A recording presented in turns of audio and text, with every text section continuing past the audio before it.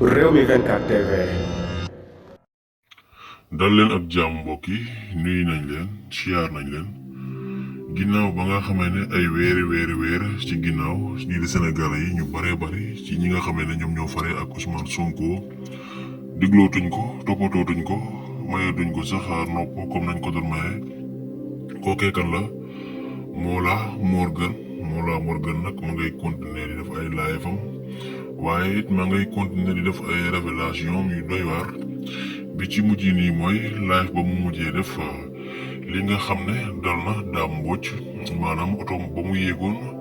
doon doxi ay soxlaam mu nemmeeku ne ñu ngi ko doon dóor ay bolu fetal yu bëree bëri nag moom Dame Mbodj moom ba ñu defee xool otoom bi gis nañ ne li mu wax exactement dëgg la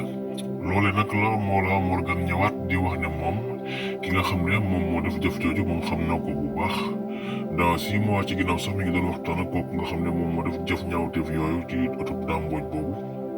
moom moomee di Mollah Morgun révélation yi nga xam ne nag ñu dolliwaat na ko ci wax ji mooy kii di Ousmane Sonko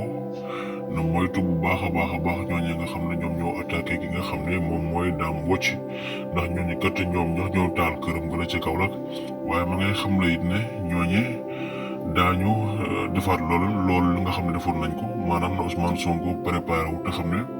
tiré moom moo fi des fi mu toll nii ndax ñi nga xam ne tiré nañ Dame Mbodj moom ba noonu la jël ba kanam ba mooy bu ñu paree ci kaw ki nga xam ne moom mooy Ousmane Sonko moom la ñu jëm di ay révélation yoo xam ne Mollah Morgun moomu moo fasal yële kàddu ñu bari ci Sénégal yi nag ña ngay dëggal loolee mu wax di xam ne réew mi fi mu toll nii moom tirante fidèle moom moo ci des ak doorante ay ngàndaay ndax ña ngay xam ne sax fan yi ci ginnaaw rek dugaloon nañ fii ci réew mi toll ci 45 milliards trafic d'armes fii ci Sénégal te loolee lan moo ko waraloon kenn mënul comprendre kon réew mi amatul kaaraange ba fi mu toll nii koy dox daal bay boo ngay sóor sa bopp te nga xam ne lu nekk mën na laa dal comme dem nañ bay tirante ay bolu fetal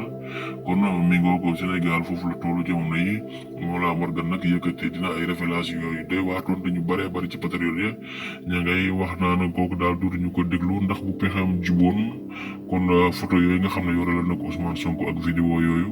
moom kon da koy publier ndax pexe moom moo jub rek ñu bari jàpp nañ ne daal kon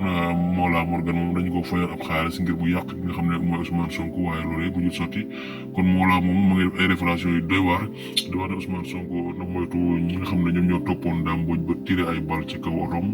ñooñu à tout moment mën nañ ko def leaderu Pastef bi nga xam ne moom mooy Ousmane Sonko jaa ngeen jëf mbokk yi